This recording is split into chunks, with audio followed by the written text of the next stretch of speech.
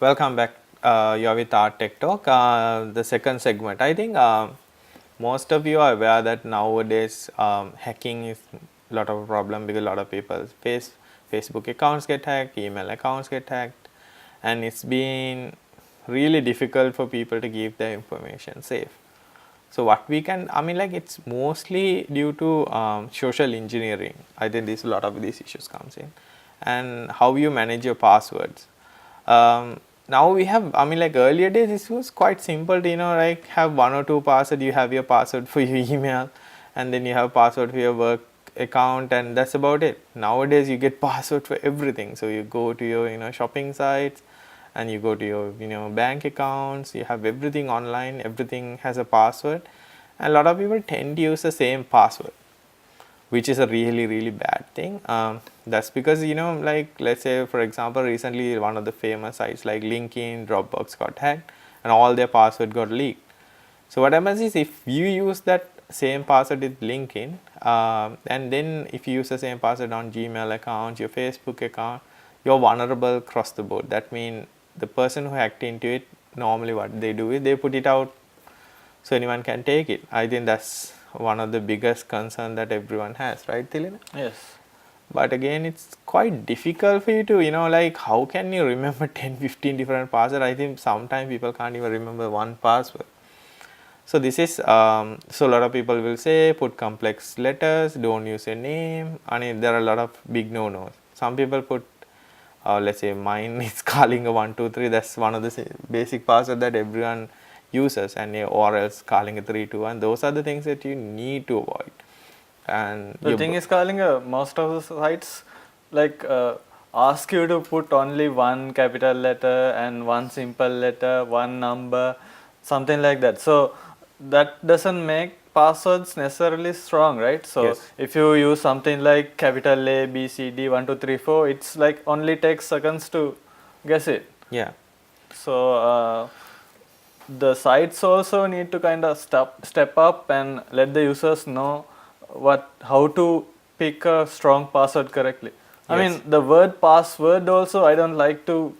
I think passphrase might be a better word for it. Yes. So people will like tend to make the passphrase bit longer than 6 letters or something. At least maybe some lines of a song. Yes. That might be very strong rather than using number sequence. And the site itself, a lot of websites limit you from the number of characters you can put in. I mean, like I understand you can limit the number of minimum characters you can put in, but when you limit the number of maximum characters you can put in, that kind of limit. That's a very bad. That's a bad thing. So so to answer to all these questions, the easiest thing you can do is use a password manager. Password manager is a software that manages passwords for you.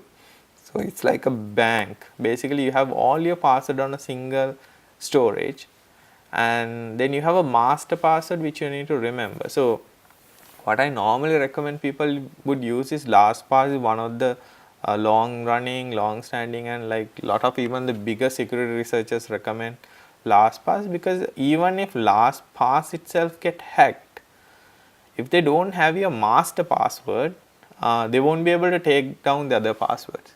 So that's one, and there's another bad thing on LastPass as well. If you don't remember your master password, you can't recover it. You can't recover it. So make sure that you have all those passwords in the same place.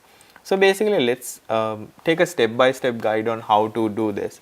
So basically, what you need to do is LastPass comes as an extension and an application. So you can install, let's say you're using Google Chrome. If you go to Google Chrome extension, so go to lastpass.com, you can install that plugin. So once you install it, you have to do is create an account for you. So when you're creating this account, make sure you put a real complex password, like Tilina said, is a passphrase. Let's say I want to know, like write something that I can remember. So it's easier to like sometimes make passwords. For example, let's say my phone number is 12345 and my name is Kalinga. So if I want to mix and match it, I can say Kalinga and then put a at So even when I'm typing calling, I can make the K capital, something like that, and put a @ mark. And when I'm typing the phone number, you can do this. So let's say 1 2 3, I put 1, and then the 2 I do it with the shift. So that means it will automatically put at Yes. character, and then 3 I normally press it again, and 4 again I put the shift. It will comes as a dollar mark. So this will add complexity to your password.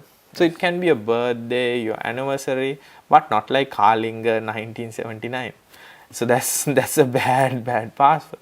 But if you make it K capital Carlinger and @ mark, and then if I put few characters in, it will make it little bit harder for someone to hack it in. Still, if you are bad at it, say let's say you still don't know how to do it, LastPass has something called two-factor authentication. Not only LastPass, Facebook, Gmail, a lot of sites have two-factor authentication. Two-factor is a mechanism where you have another factor of authentication. So for example, let's say I'm trying to log into my Facebook account, someone already knows my password. So they can log into your Facebook account from anywhere. So if I put the second factor of authentication, which Facebook itself supports, not only Facebook, a lot of sites does, I will put my password, I will put my email. When I log in, it will ask for that second factor authentication. So the second factor is you can do two things. It might be SMS that comes to your phone from Facebook with a number, Or a call. or a call, or else it will be a number that generate on your phone on your Facebook application itself. Say you have the Facebook application installed on your phone. So you open up the Facebook and you see the number. So what you have to do is you have to enter your name, email address or the name, and then the password and the second factor of authentication. So the similar thing can be done with LastPass as well. So LastPass, in a logging into the first time, LastPass will ask for your email and your password, and then the second factor of authentication. So even if someone steals the two first things, so let's say this first email address and the password, the third factor, the second factor of authentication, they can't steal, because the number is not always the same. That's a random generation number.